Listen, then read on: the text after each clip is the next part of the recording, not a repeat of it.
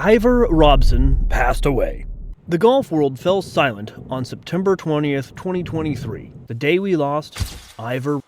The voice that launched 1,000 swings went quiet, leaving a void on the green. Ivor wasn't just any announcer, he was the heart of the game, turning regular moments into memories that golfers and fans cherished. From weathering storms without a flinch to standing longer than any player, Ivor was a legend in his own right. His dedication was something else, his quirks unforgettable, and his impact monumental. Today, we dive deep into the legacy of the man who lived for the love of the game. Join us as we remember Ivor Robson, the iconic voice of golf, and celebrate the remarkable ways he changed the game without ever swinging a club. Ivor Robson was more than just a guy at a golf tournament. He was a part of the event's soul. Ask any golfer, and they'd tell you, stepping up to the tee didn't feel real until Ivor called your name. He had this way of making you feel like you were part of something big, something special. Now, everyone knows how Ivor could stand all day, right? Well, it wasn't just a quirky habit. The man stood for hours, and we're talking long hours, not even a bathroom break.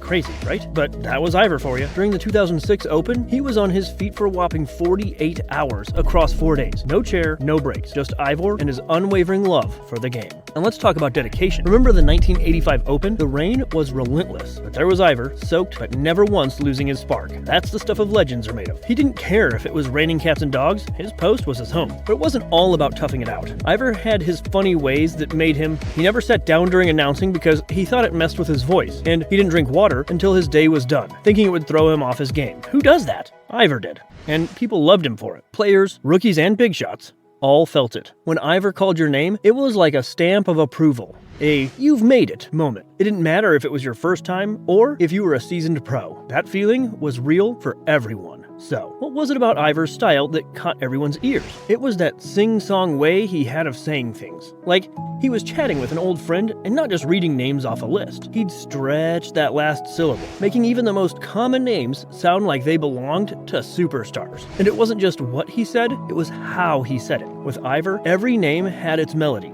its rhythm. It was music to the ears, literally. But Ivor wasn't just about the sing-song. Nope. He had this knack for timing. He knew when to punch it up and when to ease off. Like during those nail-biting playoffs, he'd crank up the intensity just with his voice, making those moments feel larger than life. And when a newbie walked up, shaking in their cleats, Ivor had this gentler tone.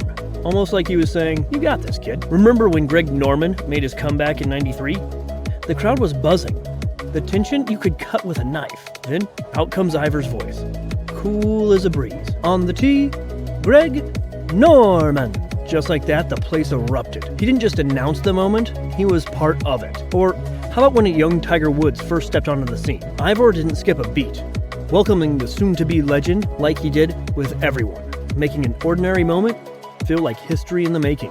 Ivor Robson didn't just call out names, he set the stage. He had this way of wrapping up all of the excitement, the nerves, and the thrill of the game into one big gift, topped with a bow, and handed it to you every time he stepped up to that mic. And man, did we all just love to unwrap it. So, we all know Ivor was the voice of the Open, but his love for golf didn't stop there. Nope, Ivor was all in, and his passion took him places. He wasn't just hanging around in the Open. He was lending his voice and style to other golf shindigs. Whether it was the Scottish Open, the Ryder Cup, or charity events, Ivor was there, ready to bring the same magic. And it wasn't just the big leagues. He'd be at junior tournaments too, making the young guns feel just as important. That's right, Ivor made sure even the little guys knew they mattered. But here's the kicker. Ivor didn't just show up, do his thing, and leave. He connected with people, shared his experiences, and even gave tips to those stepping into his shoes. He wasn't hugging the mic, he was passing it, making sure everyone got a shot at living their dream, just like he did. Now, let's talk about the guy's legacy. Ivor wasn't the type to brag, but he changed the game. No doubt about it. After decades in the biz, you could say he wrote the rulebook on golf announcing. The way he'd call the players, the respect, the excitement in his voice. It wasn't just professional, it was Ivor style, and people noticed. New announcers started picking up on it, adding that Ivor flavor to their gigs. He set the bar high, making sure the vibe was about the love of the game, not just the scores. And you know what's cool? Ivor never let it get to his head. For him, it was always about the golf, the players, the fans. He was there for the high fives, the pep talks, the shared laughs on the green. He wasn't just in the game, he was part of it. Heart and soul. So what's Ivor's mark on the world of golf? It's the be like Ivor thing. It's about being there because you love it, not because the cameras are rolling. It's giving the newbies a chance, making the legends feel legendary, and keeping it real, always. Ivor's legacy isn't just about a job well done. It's about changing the game by being yourself. doing what you love and sharing it with everyone.